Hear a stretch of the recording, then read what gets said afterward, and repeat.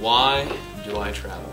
Well, I'm a teacher, so I get lots of free time in the summer, June, July, August, to travel around the world. I'm single, 28 years old, no kids. Why not travel? Why not explore the world? Why not get outside of my comfort zone? After all, once you get outside your comfort zone, really all you're doing is you're expanding your comfort zone. So I enjoy seeing the places I teach about, since I do teach social studies. It's one of my subjects that I teach as an elementary school teacher. So it's really interesting for me to be able to see the places that I'm teaching about and be able to put it, when I'm relaying that knowledge to the children, put in terms that they understand. It's not just, a picture from a textbook.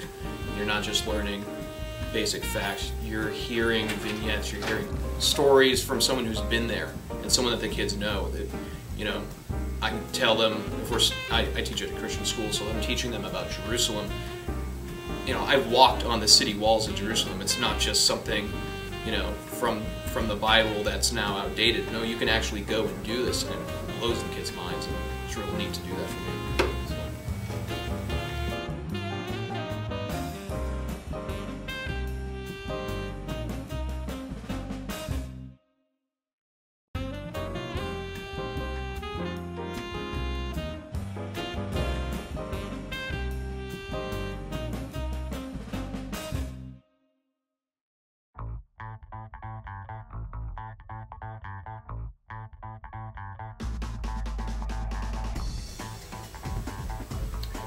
So the weirdest country I've ever been to would have to be Belarus. Former Soviet nation.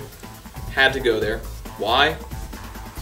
I had been to every other country from France to Russia except Belarus, and I just couldn't stand that little hole on the map I shade in. You can see I have all my flags here, the countries I've been to. Yeah, I know it's a little vain, but it is what it is. So I arrived in Belarus, and I'm pretty much the only American around. And I mean, truthfully, this is not a country you just walk into. It was a nightmare getting my visa. I won't go into that. But the crazy thing that happened in Belarus was I got spied on. Now, there's a good chance I've been spied on in other countries, but never realized it. I spotted this guy. Actually, I didn't, but the people I was with spotted this guy. We were a party of 4. Myself, obviously American, and 3 Dutch guys. We're all speaking English, very out of place in a country where they speak either Belarusian or Russian. We're at a cafe in the middle of town. And the guys turn around and they say, "There's someone taking a photo of us with their cell phone camera." And sure enough, there's a guy wearing a combination of purple and green that no person on this earth should ever wear. He's got a little mustache, fanny pack. He's taking a photo of us with his cell phone.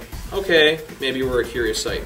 Well, no sooner do we notice him and let him know that we notice him, then up comes a Mercedes-Benz, the nicest Mercedes-Benz you've ever seen in a country where people are driving tractors on the highways.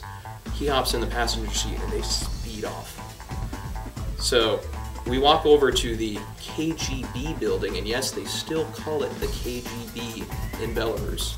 In Russia, they call it something else, but it's still the KGB in Belarus. So we walked up to the KGB building, flipped off the camera, spat on the ground, and walked out. That was my experience in Belarus.